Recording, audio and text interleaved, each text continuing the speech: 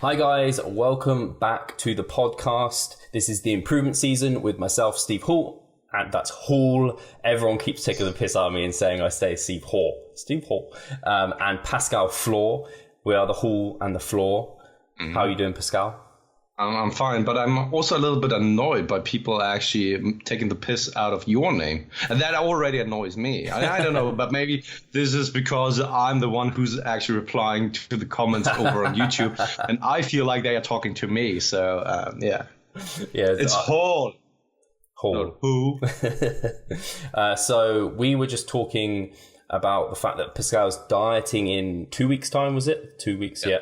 So that's exciting. I actually am. It's weird to think that I'm excited to see Pascal diet, but the reason for it being is because we've been talking a lot and he just sounds like he's in a very good place.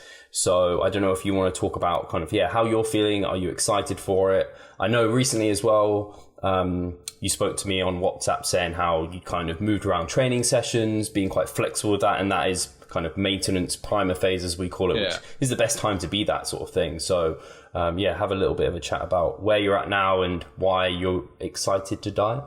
Yeah, so primer phase, right? Do I need to explain more about that one? If you want to learn more about it, go to our website. Steve actually has written a quite extensive article about it, how to set it up, what it is, all that kind of stuff. So I'm in a primer phase right now, maintenance calories, maintenance volume, and it's quite funny because my performance was decreasing quite significantly due to the change of rep ranges, but also due to the change in my schedule and everything. But slowly it's coming back up again. But I'm really looking forward for my next cutting phase, which is in 2 weeks' time. And this is going to be a more conservative cut, longer the diet before the diet. We already talked about that one, why I'm doing it, and how I'm doing it. Did we talk about it? Kind of, right? Like 14 weeks. Aiming for 0.5 to 1% body weight loss per week. That's the aim in the first couple of weeks, of course, a little bit on the higher end range, and then slowly tapering down, or you expect it to slowly come down automatically or naturally. And I'm really looking forward to that because I'm right now in a spot where everything is just running so smoothly in regards to the nutritional intake. I'm quite flexible in that regard as well. I took a foot off the gas pedal for a long period of time now, was not as meticulous with everything, which gave me kind of a good break and set myself up for I would say productive upcoming cutting phase. I am ready to push it again, right? And this cyclical approach of rigidity up to flexibility and then back to rigidity again. And I'm slowly, again, fully ready to go into a more rigid and more meticulous approach with everything because I'm craving it slowly. When you are like that type A person who always wants to control things, you can't stay in that realm for too long, if you know what I mean. I mean, being flexible, not tracking everything to the T is all good and well, but it doesn't really satisfy me as the person that I am. I like control. I like to be on point with everything. And thus, I'm really looking forward to that. And furthermore, just to make the point clear, when Mike was back in the days at some of the earlier podcast episodes, he was talking about that time and place where when you are in a gaining phase, that you reach at a certain point, the time where you are getting sick of food and palatable food. And even palatable food is not attractive for you anymore, right? And I'm right now at that point that I was just at the grocery store and it's boiling hot once again outside. I was just thinking about buying ice cream, but I was really not craving ice cream, and I'm a huge ice cream fan, right? And also things like cereal. Right now, I'm just like, can't eat cereal anymore. I just want to eat a little bit less and also a little bit more, more nutrient-dense foods such as veggies and stuff. But when you're in a gaining phase, putting them into your phase or into your approach is just like, it leaves you bloated, makes it so much harder to be in a surplus or even at maintenance. Thus, you want to reduce it there to a minimum. And I'm actually looking forward to eat a little bit more structured again, all that kind of stuff. So it sounds weird. I never expected that I will be at a point where I'm not hungry anymore, not really looking for palatable foods anymore, but I'm right now there, and I'm really looking forward for that cutting phase. Yeah, I think that's why I'm so excited about it, because I don't think many people really start diets in that position where they're kind of sick of not dieting and they really want to diet. And I think that's not necessarily where you have to get, because if you're going to start a contest prep, I think, like we've said, you do the diet before the diet, and then the next diet isn't a comfortable one. It is a position where you will be leaner, where it won't be something that you are like opting to do out of choice. It's more of where you are opting to do it out of choice, but it's not like you couldn't eat an ice cream will be palatable then. But I think it's good for people who have always like never given themselves a break from dieting to then take a real extended break, let their body fat levels come up a little bit, so then they can feel fully ready to embrace a diet is a really good thing. I just had one of my female clients, and we've gone through, I think it was about 5 months where she hasn't dieted, and she said that's actually the longest she's ever gone in her like life she can remember of not dieting. And I was like, wow, 5 months is actually not long at all. No. So I'm excited for her diet as well, because I think it'll just be so much more efficient than usual. So that's really good to hear about yours and how everything's going and how you're not food focused. That's brilliant. Yeah, and I just on another note, it's just like I can't remember the time where I was in that position, where I was tracking my stuff a little bit more loosely, and where I felt just satiated and happy, kind of, if you want to call it that, where I'm not craving food all the time, where I don't have to track to be on point, but I can take it a little bit more flexible, and I'm still maintaining my weight and stuff, right? And I haven't been in that position for a long period of time. I'm quite happy that I gave myself the break and that free space to actually allow myself to do that kind of stuff, because in the end it just shows that it was beneficial and eventually, and implementing something like that, I can only recommend people doing that every once in a while, because you can't always just push either in either direction, in either bulking or cutting phase.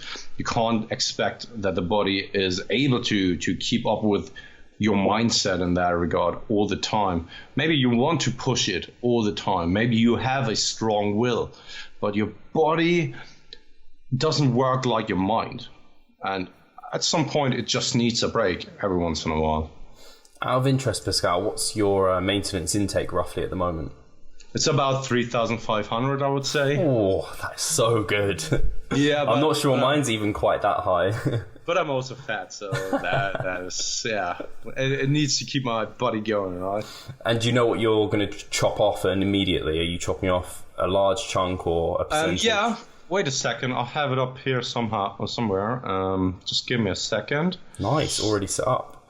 So we're going into a 2,000 calorie deficit, 1,500. Exactly, for 14 weeks. Oh, God, just a zombie then. It's loading, but I think it was in the first couple of weeks, just to make it a little bit more aggressive in the first weeks, going down to 2,400 calories. Cool. And yeah, that from there on, I will then see how it goes. I am expecting that the first 2 to 3 weeks I will see a massive drop. And then I will make the adjustments accordingly. Do you know if you have, and I don't know from memory from your last prep, whether you have a very adaptive metabolism in that when you reduce food, you have to keep reducing to keep the fat loss going, or do you find sometimes like you just create 1,000 calorie deficit and you can ride that out for like weeks on weeks on weeks? Actually, it's quite funny because from the last prep, I was at 2,700 for a long period of time, and then I dropped down to 2,500, and that was kind of the lowest end of my contest prep until I then decided to push it real hard for these 3 weeks where I just said, okay, I need to push it really, really hard now just to see whether I can be on track or not. And there has been a time in between where I stagnated. But other than that, for a long period of, I think like 10 weeks or so, my weight was continuously dropping at a adequate range or rate. But right now, I know. And then after that, it was just stagnant for like 4 weeks, which was a little bit odd because it didn't change any variables. I still was active, did the same cardio, did the same step amount. I don't know, maybe I was just so much lighter that there was such an adaptation of my body, and maybe I wasn't fidgeting as much anymore, like just these minor things that you can't really track. But other than that, I wouldn't say that my metabolism is that adaptive and that I have to slash too much calories at once to see a continuous weight loss. But it's the same way around, right? I'm easily gaining weight, so I don't need to be in too much of a caloric surplus to see my weight creeping up. And I know that people, I don't know, are sometimes quite fortunate that they can eat a lot to gain just a minimum amount of weight, but on the contrary, they also have to slash an immense amount of calories just to see some weight drop. Yeah, I think I'm more towards, I don't think I'm as extreme as that, but I think I do seem to be more adaptive from past experience of diets and things. I don't tend to lose at the rate that I'd expect to, given I gain on the amount that I do. So it's kind of gutting that sense, but it's the same for the female client I was talking about. She can pound herself with lots of food and she just adapts to that. But as soon as we take it away, it's like she's dragging a hill. So it's really interesting to see that varies so much. The good thing is too that Katie, my girlfriend, wants to cut as well. Oh, and, useful. Yeah, and so she's not into fitness and stuff like that. She just started with doing some CrossFit training, but she doesn't have any idea about training or nutrition or all that kind of stuff, right? But she's that type of person, typical Gen Pop who's always like complaining about, oh, I could actually lose some weight. Right? I don't really feel that comfortable in my skin. And I just gave her the suggestion that she could start with me doing the cut, because it might be probably a lot easier for her to then stick to her nutrition, especially when we are deciding to have a salad as dinner, for example, do together instead of me chunking down 3,500 calories throughout the day. Right now, I'm eating like 6 meals with some snacks in between, right? And seeing or being at my side right now would probably not be easy then to cut.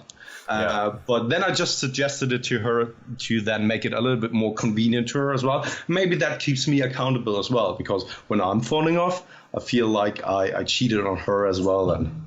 No, I can see that. I think it does make it easier. I've unfortunately never had that scenario with a girlfriend who's also dieting. Well, it's only really been Charlotte anyway, but yeah, she's never really been dieting when I've been dieting. But it does make it easier because I know, like at the moment, I think last night we didn't have dinner till like 9, and dinner was like 800 calories, and then I had like another 800 calories to eat. And it was just, she was like, all you do is eat in the evening. And I'm just like, it got so combined, like compact. It was so much food. And hey man, in the last couple of weeks, it was actually that I always had a pack of cereals at home. And then right before bedtime, I just filled it up with like 150 to 200 grams of cereals because I needed to get these calories in. That's so much cereal. Yeah, totally. And it's just like, at 9 o'clock, right, you want to go to bed at 10, and it's just like, oh, I can't be bothered to eat, and I'm really not that hungry, but the calories needs to get in, and there comes the time where I'm cutting, and then I will look back. I would be happy to actually get in more calories. On my end, I guess a very similar story, apart from I'm still massing, so it's funny, I'd been gaining very easily on 3,700 to 800 calories, but over the last mesocycle, I only really gained like a pound or so over it. So I was like, it's a bit slower than I'd like. So I just pushed calories up to just below 4,000 now. And I do want to hit close to the kind of 195 pounds. That'd be really nice before I hold that for a little bit. And I'll do a mini cut. And I guess the mini cut will take me down to the mid to low 180s, and then I'll mass back up to probably close to 200, and then hold that and do a longer cut. Oh yeah, Steve, I didn't know about that. 200's a big round number, so it sounded nice. I've never been that. Totally. I mean, I'm actually the heaviest I've ever been, but I am getting to the point where, where I can also see it in my face where I'm still holding a fine, like one that I'm happy with, but I can see it's probably, if I get much further, it's going to start looking a bit kind of bloated and puffy. And that's when I know my mass has gone a bit too far, because I can look back at my old photos and see when I'd taken things too far. So yeah, I've taken it a little bit too far and also a little bit too loosely. I'm not as happy with my entire off season so far, simply because there was too long of a time where I need to catch myself again, right? So I'm not super happy about the productivity. It could have been much better, but still, I gave myself a little bit of a break.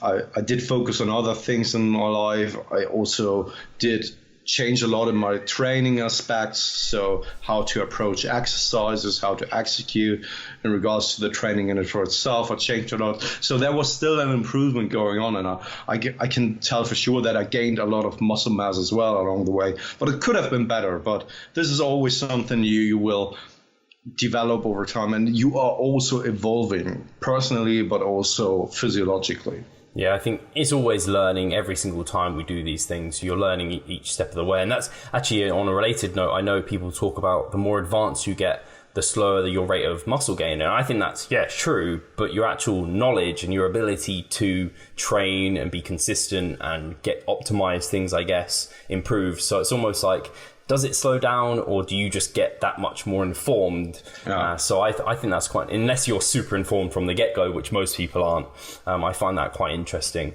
And I think it shows probably both with our physiques in that we've managed to gain a fair amount of muscle in what you might consider both of us close to advanced in terms of training years. So that's quite exciting. I don't know, did I speak? Genetically not the most blessed people. Yeah, it's interesting. I don't know if I think I'd be too harsh on myself to say I had bad genetics. I think the same with you, Pascal. I think we're just dog average. I don't know why it's dog average, but we're average. I'm sometimes actually, so I'm drawn between two sides. Every once in a while I see people who are really genetically blessed and I compare myself to them, and of course I'm disheartened, right? But every once in a while I'm then looking at my own progress and the strength levels, for example. I think that I'm decently strong. I'm nothing like special or something. Not. Well, that was a mobile phone, right? Not by any long shot, but the thing is that my strength levels and my lifts are okay, and I think that this is something you could be proud of, but I'm always a little bit, I don't know, I'm never satisfied with myself, and this is a constant problem I'm seeing in my day-to-day life as well. At some time, I was asked the question to name something I'm proud of, an achievement in my life, no matter what it is. And I couldn't come up with anything. And that's actually really sad, I think, because there are most certainly some things I could be proud of, but due to my ass being stuck, my head being stuck in my ass, I can't really see it for myself, or I'm too harsh with myself when it comes to achievements and stuff like that. But I mean, yeah, and then in that aspect, when it comes to the training aspect and how to perceive your own progress and stuff, not the best judge, to be honest. And I guess this is where sometimes the value of a coach can come in, just someone to tell you you've done well, because sometimes that can just be what you needed to hear. And I think that's something I don't know if I spoke about it in the last podcast, where I was like, I miss having a manager in some ways who just says like, good job. And we kind of do that for each other in terms of business. Like we give each other a pat on the back when we think we've done good work, which is really nice. And I guess we don't get that same thing with our physique. And I reckon if you, and I think I get it from posting up on social media, I get that kind of feedback. And I think you'd probably get it. But I think it's probably a bit of like everyone, it's kind of like a bit of a nervous thing to expose yourself to that audience. And even to yourself, because it does keep you a bit more objective. And I was going to ask you, are you going to take photos and measurements before you start your cut? Yes, or have you definitely. I will do that, but more so, I think for myself, probably when I'm leaning down, then I will start to do the before and after comparison. Right, I mean, yeah, Instagram and stuff like that, right? But when it comes to putting myself out there and sharing my current body composition, I'm also there a little bit drawn between these two. Of course, I want some kind of confirmation that everything is all right, that you are making some progress and that you aren't looking that worse than you think you are. But I'm not just looking for confirmation, but because I think that I have a small following base, and the people who would comment would probably be quite generous and be a little bit humble when it comes to that. And I'm not just looking for confirmation or confirmation bias, but also on the contrary, I of course don't want to be I don't know, I don't want to receive any kind of negative comments of hearing like, what the fuck is this? I don't want to see a big fat piece of shit on Instagram or something, right? So there's, on the one hand, I don't want to have any kind of confirmation bias, but I also don't want to have a kind of negative criticism or feedback on that one. So what should I do? Okay, easiest way out for me is then not to post anything. But I also know that this isn't the best way to go about things, because then you're only avoiding a situation. I don't know. It's kind of I'm stuck between these two kind of things. I don't want that just to post it for confirmation, but I also don't want any kind of just negativity and stuff, because it just drags me down then. And yeah, I think I absolutely agree, because I definitely think I get some of those comments where people are like, oh yeah, awesome, gaining Steve, we love this. So I take care to look over, like if you tell me that I'm looking good and progressing well, then I'm like, I know that's good. I basically just block out quite a lot of people that I just don't trust or don't know to trust their opinion, and focus on the people I know I can talk to and trust and who know me and know what I'm about. So, which is mostly yourself. Like if you, I think you would call me out if I was looking a bit too far. I think you'd probably let me get quite far though. Yeah. Just make me look like a right fatty. No, but in all honesty, I would definitely say something when it's too far. But I think that is the minority you can expect it from, to hear something like that. It's most of the times either the ones who are brutally honest, which is a good thing. Yeah. Most of the time, I think, because I'm brutally honest myself most of the time, or the ones who are really close to you, where you can expect honesty because they love you, right? So that form of disrespect, or because they want the worst for you, but they actually want the best for you, they're telling you the truth. And the people in between, and that's nothing against them, I think that is just normal, because when you don't know someone that well, but you are respecting them, and sometimes you're not telling them the complete truth. And in that regard, you're not just going ahead and saying that they maybe look a little bit too fluffy, because you don't know each other that well, and you can't, the other person could fall into risk of taking it the wrong way. Right? I guess that's the benefit of having that objective coaching eye. If you were not sure, if you didn't have someone you could trust the opinion of. But yeah, I think we probably talked about ourselves enough, and about we probably recapped a little bit on last week, so I don't want to get too far into that. I did ask on my Instagram to see if anyone wanted particular things covered. So I will go through some of these, see if we've got 1, 2, 3, 4, 5, 6, 7, 8. So maybe we can get through most of these, or maybe one of them will just take our fancy. But the first one is from Anna, which is my client. And she said, she's actually, I'm going to be really harsh. She said blood flow restriction training for hypertrophy. Obviously she means blood flow. Imagine blood flow. That just sounds like there's been a murder. So I you got me at blood flow, but what was the question again? Blood flow restriction training for hypertrophy. Do you want to cover it? Because I think you have done a little bit more blood flow restriction than I have. So yeah, I've done it a few times, and it's more of just an experimentation. And actually, I ended up using it quite a lot in prep when I was like massively fatigued. And also, it's a really nice way to get a very good pump.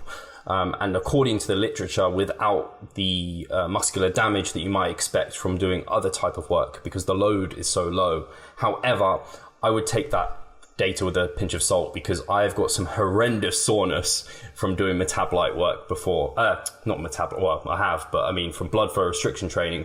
I actually don't think blood flow restriction training is anything necessarily special. I think you can get the same thing from things like myoreps, any kind of finisher, metabolite, pump work. I think they all basically work along the same sort of lines, where they're creating a big load of metabolites, water, hydrogen ions, blood accumulation within the muscle. And the theory, I think Brad is still along this line, is that the muscle cells are getting full with all of this, and their membranes and their kind of structure is at risk of being breached, and so they reinforce themselves. So it's like a balloon popping, but actually rather than popping, it just gets stronger. And that's kind of the theory, I think, alongside other things, the metabolites causing kind of this anabolic environment that needs to be repaired from. And I think from our data and from what we've got, it does seem that this probably plays a role. It's going to be minor compared to mechanical tension, which is obviously the main driver for hypertrophy. I think that's really well evidenced now. But I do think if you want to maximize things, then metabolite work has a place. But I just think it's something that you don't have to do at all. But it might be something worthwhile putting in now and then. And I definitely don't think you need to do blood flow restriction training. I find it to be... it's incredibly painful, and not necessarily painful in a good way, like the pump painful, just like, actually, I remember strapping my biceps and it pinching skin and it being really tight and uncomfortable. And it's actually quite of a pain to wrap your legs with all the knee wraps, and keeping that a consistent tightness as well is difficult. So I think there's so many hurdles to actually practically applying it that I prefer to use other protocols, such as like supersets or giant sets, those sort of things, rather than using the blood flow restriction training. Unless someone's injured, then I think that can have its own role, in which you can, and I know you used it after your hip surgery, where you can use really light loads and get a decent pump, because you're just occluding and you're creating such an environment that is full of metabolites and all that sort of thing. So I don't know if you've got anything to add to that. I think that covers just most. A short one, and that is so take my thing, or the things I'm saying, with a little bit of grain of salt, simply because I haven't looked into I haven't kept up with the current scientific literature on blood flow restriction, and I could imagine that there has been lots of new research coming out, simply because it was kind of a cool thing over the past couple of months and even past 1 to 2 years. So take it with a little bit of grain of salt, but I've used it myself after recovering from a hip surgery, and it helped me getting back massively and to retain a little bit of my muscle mass during that period of time. So I was able to do leg curls and leg extensions while my hip was still recovering. And other than that, I couldn't do anything else. I was able to use just like 20 kilos on the leg extension leg curl machine and still got a pump in, and maintained a decent size. Of course, I had some kind of atrophy on my left leg, but that was more so due to the 8 weeks where I couldn't really put any kind of pressure on my left leg. That being said, when it comes to using it with clients, I'm only using it with clients when they are injured, because I think that's a great tool for that situation. But other than that, I think it's a tool where you need some extra equipment. It's uncomfortable, and you could probably get the same results or even better results with other techniques, such as myo reps or stuff like that. So I don't think that it is a necessity or requirement. I don't think that there are any kind of special magic benefits to it. I think it has its place or can be beneficial in certain situations, but using it in a normal hypertrophy block, I don't see the necessity for it. No, I have to agree. And I don't know if I didn't really explain why I used it in peak week. It was more of a experiment after doing some talks with Alberto, and he kind of said how using it during your peak week can make things a little bit more normal or known, if that makes sense. It very much is working like a pump workout, where you're upregulating different hormones and aspects for creating better nutrient partitioning and things. And in hindsight, I wish I'd probably stuck to my pump work, because it did end up creating excess soreness for, I think it was the UK DFBA British finals, and I was sore on stage posing, which is just not ideal for multiple reasons, but we don't need to get into that right now. So I'll go on to the next question. Cool. So this is from NJ_UFC_fan. Doing a gluten-free experiment for a month. What are your thoughts? Well, I say what are your thoughts, but he didn't say that. So my thoughts in regards whether you should do it or whether we should do it. Whatever you want. So I wouldn't do it simply because I don't see the necessity for it. And whether you should do it, I mean, if you want to give it a try, give it a try. I don't stop you. If you feel like it might be worth it, it might be beneficial for you. If you have the feeling that there is something going on with you and gluten resistance, or no, is it gluten resistance? Intolerance. That's the word I was celiac looking for. It's like celiac, exactly. If you think that you are one of them, go and give it a try. But I mean, when we take a look at the data, and just from US population, under 5% of the US population are actually diagnosed with celiac, and many are even misdiagnosed. So I myself have a client who had a wrong diagnosis a couple of years ago. She was then avoiding gluten, and then just like this year, she was tested that it was a misdiagnosis, and it's a little bit unfortunate because she was needed to work around and needed to avoid certain foods and stuff like that. So I mean, if you need to avoid food, yes, okay, I can understand it. But if you want to avoid food, why? I mean, I don't see the necessity for just excluding certain foods out of your disposal just for the sake of it. If you really feel the need for it, perfectly fine.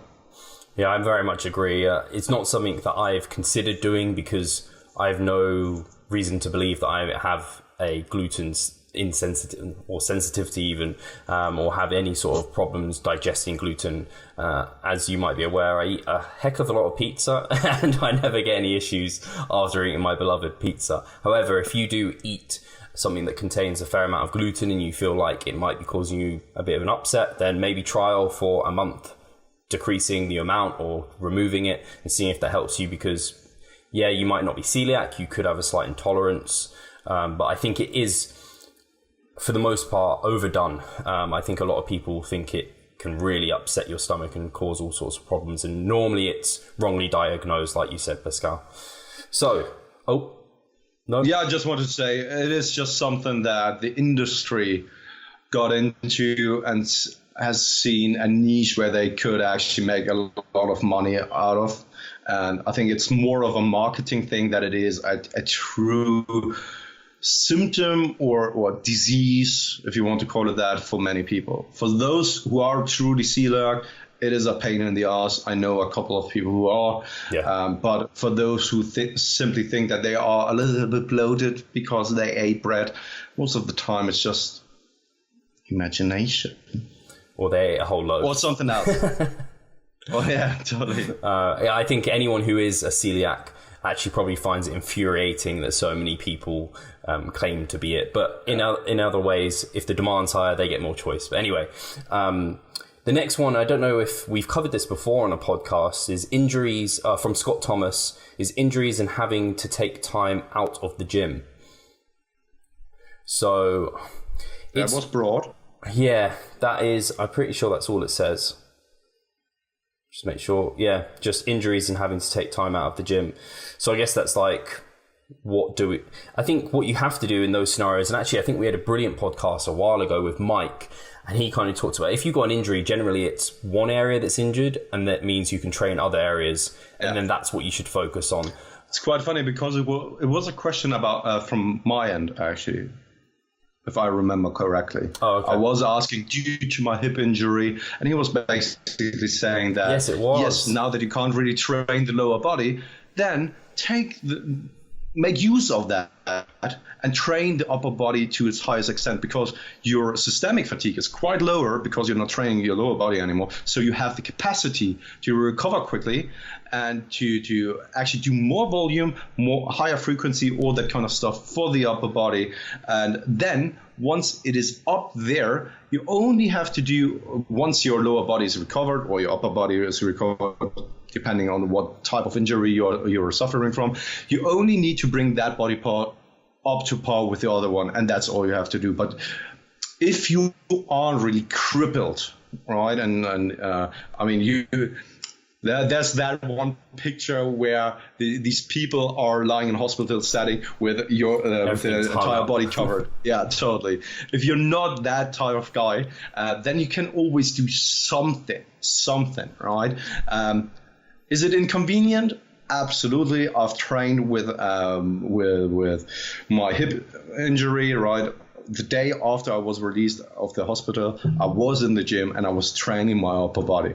It was absolutely inconvenient. It was uncomfortable getting there on crutches, bearing the weight by myself on crutches, right? It was just a pain in the ass, but I did it.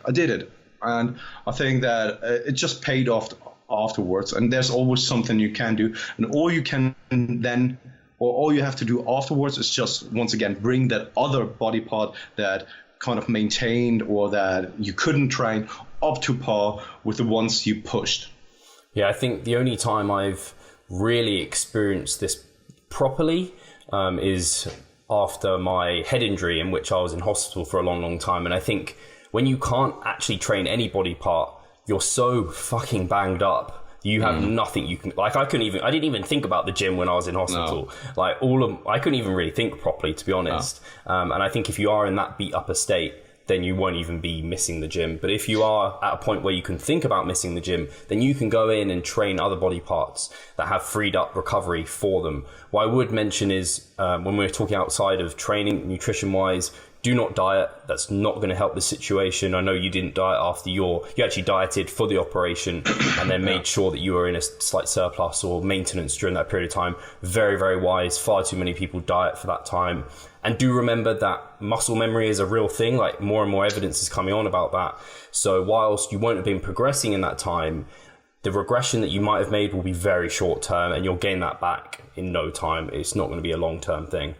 Very well said, and I just wanted to bring that up. I mean, just remember the study that just came out like last year it was, which Greg Knuckles also covered in Mars, talking about the epigenetic study where they looked at the people of the muscle memory effect, basically. And once you build that muscle tissue, it comes really back quickly. And that study was only over the time span of 7 weeks, but Greg Knuckles had even the theory that it could be something like sticking on with you forever. Yeah. Something to do with satellite cells and everything. And once they're already incorporated, then it's like they're just ready and waiting for you to start giving them a stimulus to start building. So we got on to Ido de Gaulle and his question. And he has asked, seeing past dogma in the fitness industry / importance of critical thinking. Maybe we just take that as importance of critical thinking, because I'm not sure exactly what the first part means. Do you want to start? Or? Yeah, I don't really know what to say apart from it's important to critically think. And I think in this day and age, people are aware that they should be skeptical and are aware of the importance of critical thinking, but still don't necessarily always apply it, especially when they're looking towards experts. And they almost expect those experts to know everything about everything and take their word as gold always. That's something I'm seeing, which I think is difficult at times. And I think it's always useful to be skeptical whilst being open-minded towards things. But yeah, critical thinking is just something you need to develop and is a skill to hone. And just don't be too accepting for things at face value all the time. I think a brilliant way to think about this is supplements, because there be someone like MyProtein and they're selling every supplement under the sun and they say there's evidence for it, and there probably is, but it could be cherry picked. It could be using rats or rodents. It might not be applicable to you. So just always, if something sounds too good to be true, if something sounds very different to what you know is like principle-based thinking, then do be skeptical and critical about it. And I think that is a skill that you need to hold on to, because I think, people are just sometimes too accepting of everything they hear and see without reading into things. Yeah, I have so many thoughts on that one, simply because I see it pretty often, and I'm actually victim of it myself every once in a while, that the people I'm following, sometimes I take their word for granted because they are doing research. I'm trusting them, because you have to trust someone, right? You can't be the one who's doing or conducting all the studies yourself. So you have to trust someone, but every once in a while, I'm not questioning what they are putting out there. I'm just taking it for granted, even though I know that even though that I'm trusting that kind of person, I should probably every once in a while be more like, is there really something to it? Maybe I should look into it myself a little bit more, because I mean, when we take a look at history, some knowledgeable people took advantage of their position as well, and their credibility as well. And if you're falling into the trap of just taking everything they are putting out for granted and that it's right, you are actually not critically thinking anymore. You are then ending up being dogmatic, and especially, unfortunately, I see it pretty often in that evidence-based community, that people are drawn into one camp, and we've talked about it already in the past, that they are drawn to the beliefs and insights of Lion McDonald, for example. And some are in the camp of 3MJ, some are in the camp of RP and stuff. But basically, you need to realize that these aren't camps. The people aren't really like dictators or aren't really a cult or trying to build a cult around them. They're just trying to give out information. And yes, their methodologies may differ like 5%, but the fundamental principles are the same. So when you're just following one of these kind of people and saying that their beliefs or their methodologies are the only ones that are right, then you are actually dogmatic and not evidence-based or critically thinking anymore. Because when you're critically thinking, then you're taking what they are, then you are taking the things they are saying yourself, do the research, and try to come up with your own opinion, because the data is out there and you can look into all the things and you can interpret these things differently than these kind of experts do. And that is critically thinking. And then you can actually question their beliefs, their methodologies, even the studies yourself. Mm-hmm. No, I think you raise a great point there. And some people might be thinking, wait, like, how are we meant to do the research? Like, they're the researchers, they're the experts. How are we meant to interpret studies? And I don't think that's what you're saying. I don't think that's what people necessarily need to do. It's just be aware that when you are hearing things that they're saying, that you shouldn't just take them for fact immediately. Just be slightly critical. Just think them through at least. And if they make sense for you and things you've seen and experienced, and take the evidence as a whole and listen to each expert and what they've got to say about things. I think that's all we really do. We're not researchers. We're not expecting to read every paper and things like that. We just take into every person's perspectives into account and then come to our own conclusions as best we can. I think that's all you can do as someone who's not a researcher. And if you're then asking yourself, how should you define what is good information and what's not?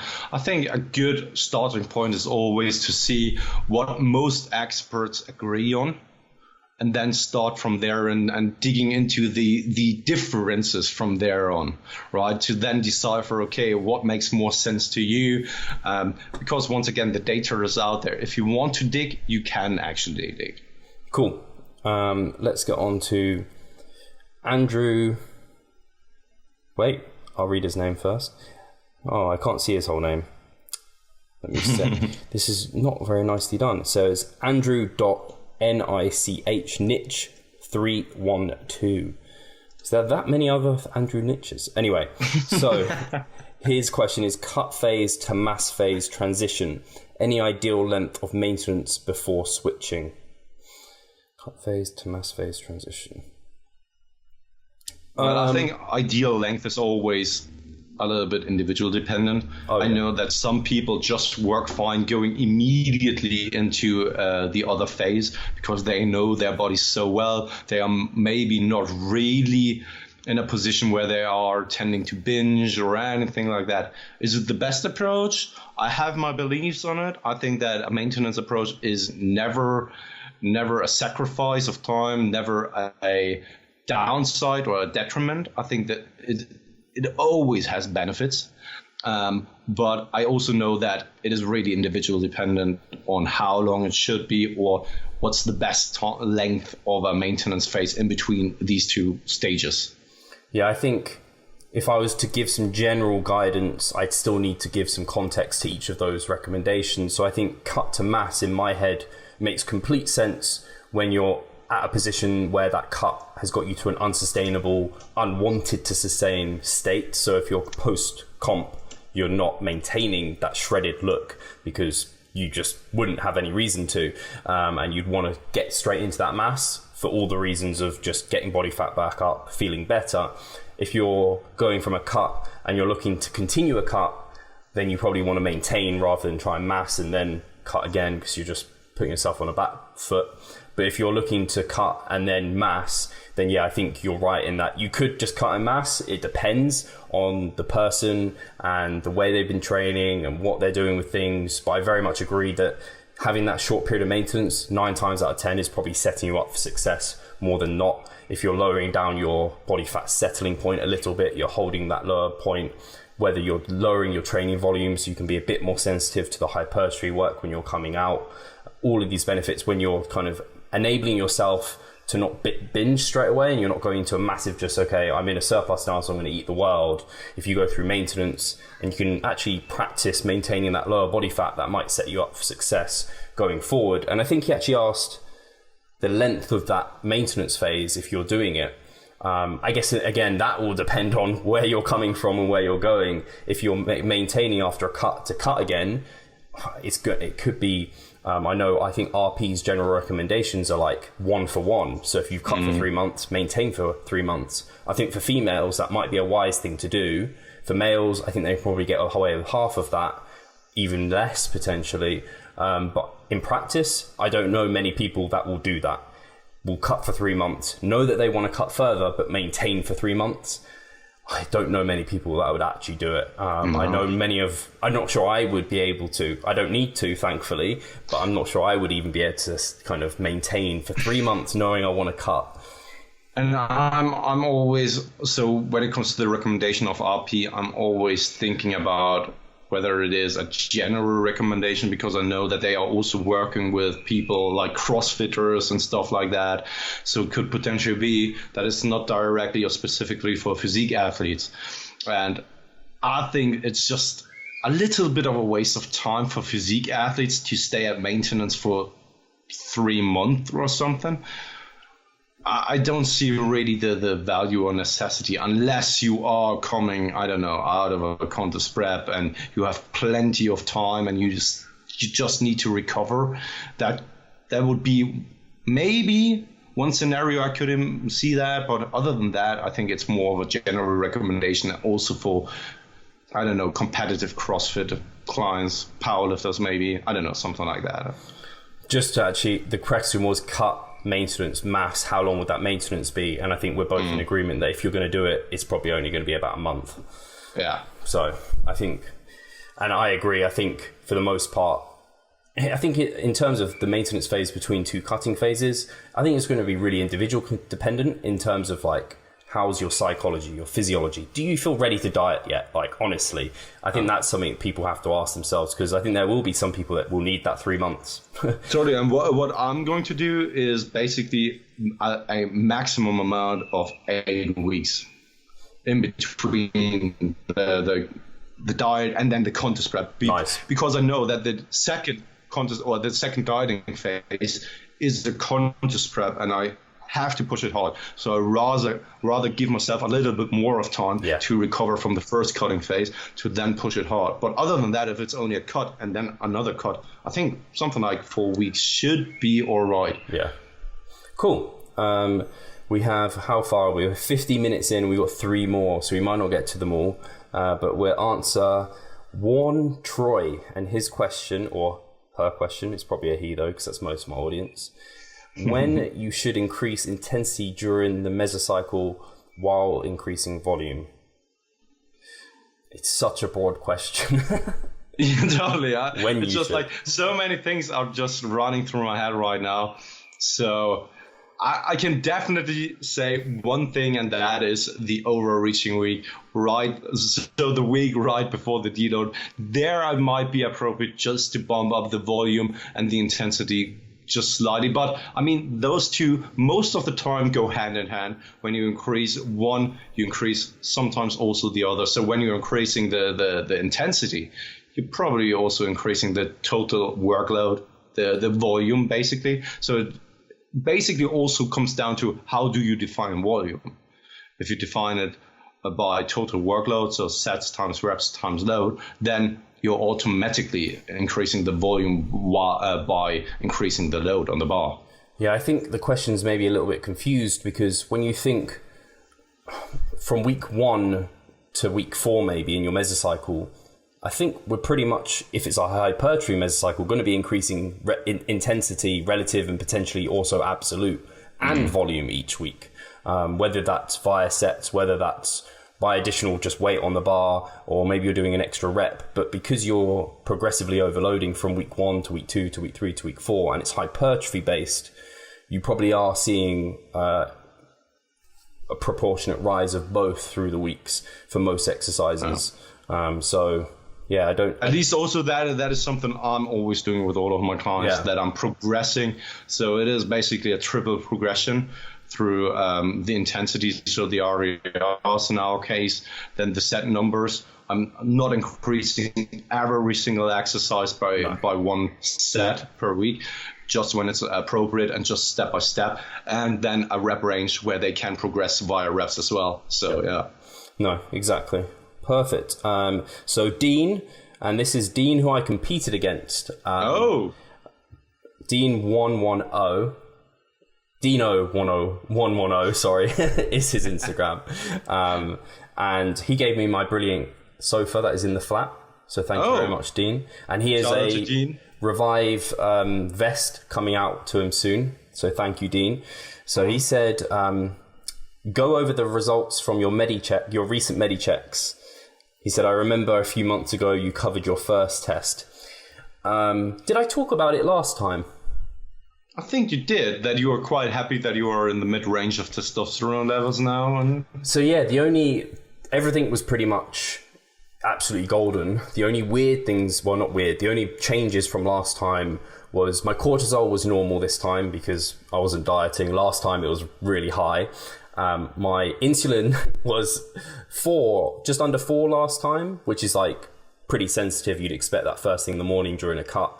This time it was less than 1, which just doesn't make sense. My fasting insulin levels were less than 1, which basically made me hyperglycemic, which I have not had any symptoms of that, like low blood sugar. I haven't had that at all.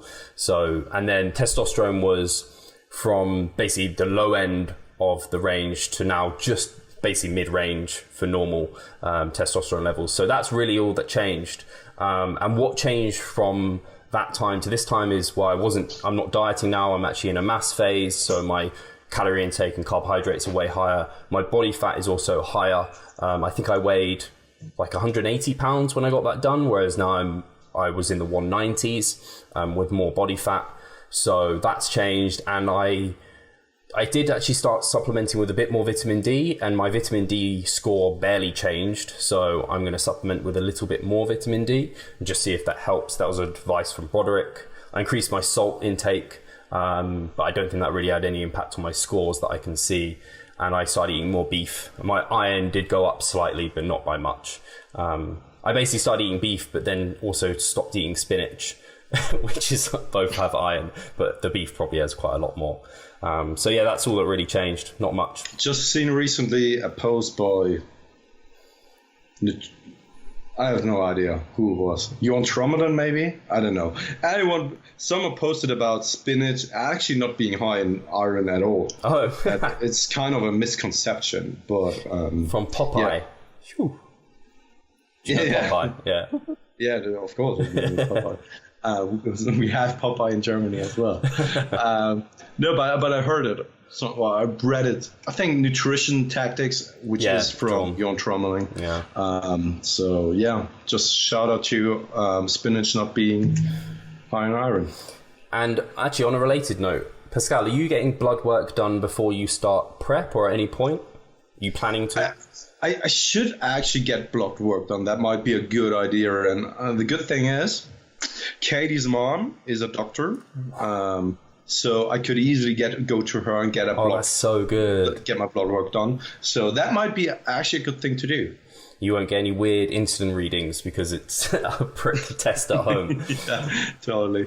So the final question, and yeah, probably the final one we can cover, is from Fuller's Muffins is the username. Brilliant username. I first thought that it's a Middle Eastern name or something. Fuller's Muffin. So they just asked, being at a higher body fat. So I think that's just a general topic of talking about. Oh, that was the question. Yeah. The high body fat. It was basically a statement. Yeah, just how do you feel about it, Pascal? So so it is. How should I put it? On one hand, from a vain perspective, I don't like it. Of course, I want to, of course, look good, especially in the summertime. I was on holiday at the Baltic Sea and the Northern Sea, so took my shirt off, and it would have been, of course, awesome to look like a Greek god. But all I looked like was like a Mexican. Okay, I don't want to be racist or something, but I know that Mexico has the highest rate of obesity. So I basically looked like a Mexican while I was at the beach. So it wasn't fun at all from that perspective. But on the other hand, my performance is going well. I'm feeling actually good. I'm sleeping well. My libido is functioning well. All these kind of things come into play as well. So yes, from a psychological perspective, when I'm looking at myself from a vain kind of perspective, it's not fun. I don't like it. But from a performance kind of perspective, it's actually really, really great. Mm-hmm. No, I have to agree completely. And it's funny you said Greek god, because me and Charlotte are planning to go to Greece in about a month. Oh. And that's my peak of mass. So I'm going to be... still have abs, mate. Yeah, I'll probably have abs at like 20% body fat. My arse will just be out here. But I mean, your arse is covered. It's true. Well, that's what you think. Well, I don't know. The statues of Greek gods are always naked. So that's true. Maybe you're walking around naked. Where are you going to?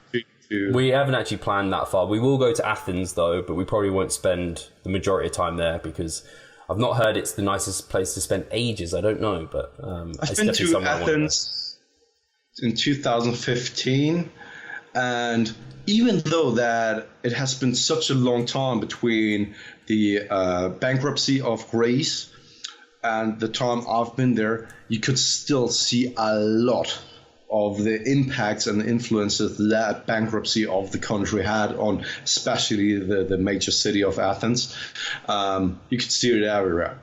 So many stores that were empty, so much poverty around, which was really, really sad to see, actually. I think Athens was a fantastic city, just the history of the city and also the country in it for itself. It was amazing to see, but on the contrary, the modern age, to have it right in front of you, right?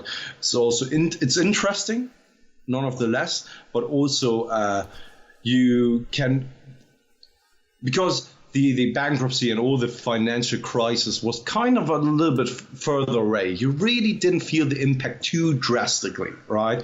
But when you are in Athens, or the time when I was there, you could actually really see the impact firsthand. And that was quite interesting, but also frightening to some extent.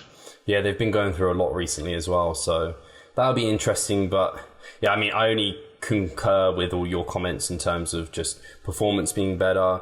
I'd only say I actually really enjoy filling out shirts. Like, it's really nice being a proper large, which actually looking like you lift in a t-shirt is pretty sweet. So that's nice.